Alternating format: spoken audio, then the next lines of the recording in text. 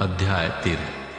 फसह के पर्व से पहले जब यीशु ने यह जान लिया कि मेरी वो घड़ी आ पहुंची है कि जगत छोड़कर पिता के पास जाऊं, तो अपने लोगों से जो जगत में थे जैसा प्रेम वो रखता था, अंत तक वैसा ही प्रेम रखता रहा। जब शैतान शमौन के पुत्र यहूदा इस्करियोती के मन में यह डाल चुका था कि उसे पकड़वाए, तो भोजन के समय यीशु ने यह जानकर कि पिता ने सब कुछ मेरे हाथ में कर दिया है और मैं परमेश्वर के पास से आया हूं और परमेश्वर के पास जाता हूं, भोजन पर से उठकर अपने ऊपरी कपड़े उतार दिए और अंगोछा लेकर अपनी कमर बांधी। तब बर्तन में पानी भरकर चेलों के पांव धोने और जिस अंगोछे से उसकी कमर बंधी थी उसी से पोंछने लगा। जब वो शमौन पतरस के पास आया, तब पतरस ने उससे कहा, हे प्रभु, क्या तू मेरे पांव धोता है? यीशु ने उसको उत्तर दिया, जो मैं करता हूं तू उसे अभी नहीं जानता, परंतु इसके बाद समझेगा। पतरस ने उससे कहा, तू मेरे पांव कभी न धोने पाएगा। ये सुनकर यीशु ने उससे कहा, यदि मैं तुझे न धोऊं तो मेरे साथ तेरा कुछ भी साझा नहीं। शमौन पतरस ने उससे कहा, हे प्रभु, तो मेरे पांव ही नहीं वरन हाथ और सर भी धो दे। यीशु ने उससे कहा, जो नहा चुका है उसे पांव के सिवाय और कुछ धोने की आवश्यकता नहीं, परंतु वो बिल्कुल शुद्ध है। और तुम शुद्ध हो, परंतु सबके सब नहीं। वो तो अपने पकड़वाने वाले को जानता था, इसीलिए उसने कहा, तुम सबके सब शुद्ध नहीं।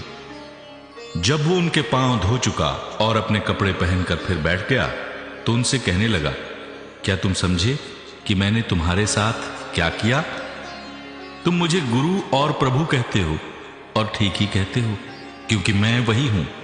यदि मैंने प्रभु और गुरु होकर तुम्हारे पांव धोए, तो तुम्हें भी एक दूसरे के पांव धोना चाहिए, क्योंकि मैंने तुम्हें नमूना दिखा दिया है कि जैसा मैंने तुम्हारे साथ किया है तुम भी वैसा ही किया करो। मैं तुमसे सच सच कहता हूं, दास अपने स्वामी से बड़ा नहीं और न भेजा हुआ अपने भेजने वाले से। तुम ये बातें जानते हो और यदि उन पर चलो तो धन्य हो।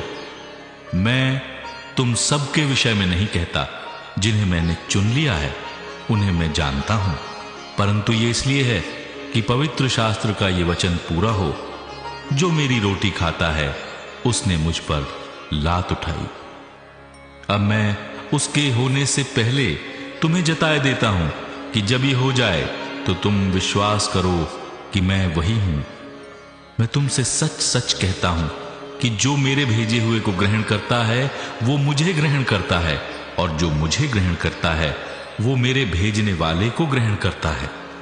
ये बातें कहकर यीशु आत्मा में व्याकुल हुआ और ये गवाही दी, मैं तुमसे सच सच कहता हूं कि तुम में से एक मुझे पकड़वाएगा।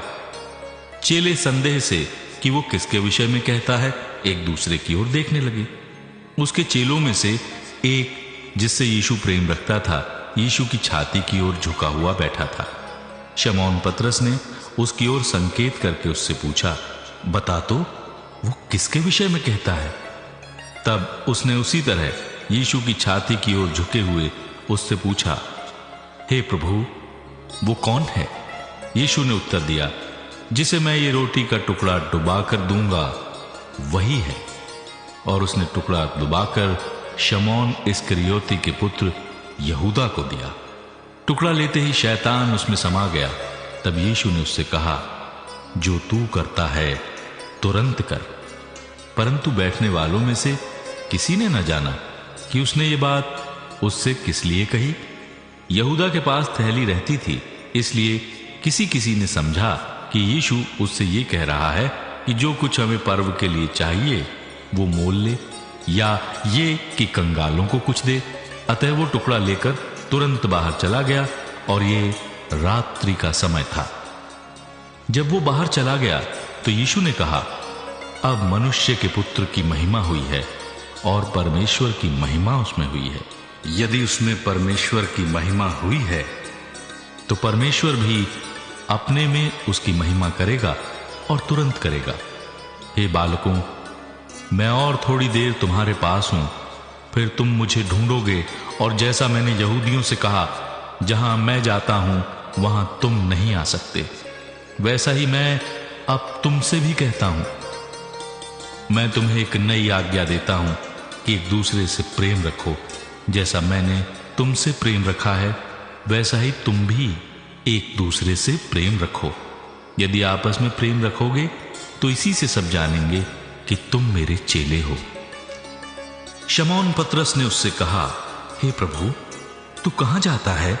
यीशु ने उत्तर दिया, जहां मैं जाता हूं वहां तू अभी मेरे पीछे नहीं आ सकता, परंतु इसके बाद मेरे पीछे आएगा। पतरस ने उससे कहा, हे प्रभु, अभी मैं तेरे पीछे क्यों नहीं आ सकता? मैं तो तेरे लिए अपना प्राण भी दे दूंगा। यीशु ने उत्तर दिया, क्या तू मेरे लिए अपना प्राण देगा?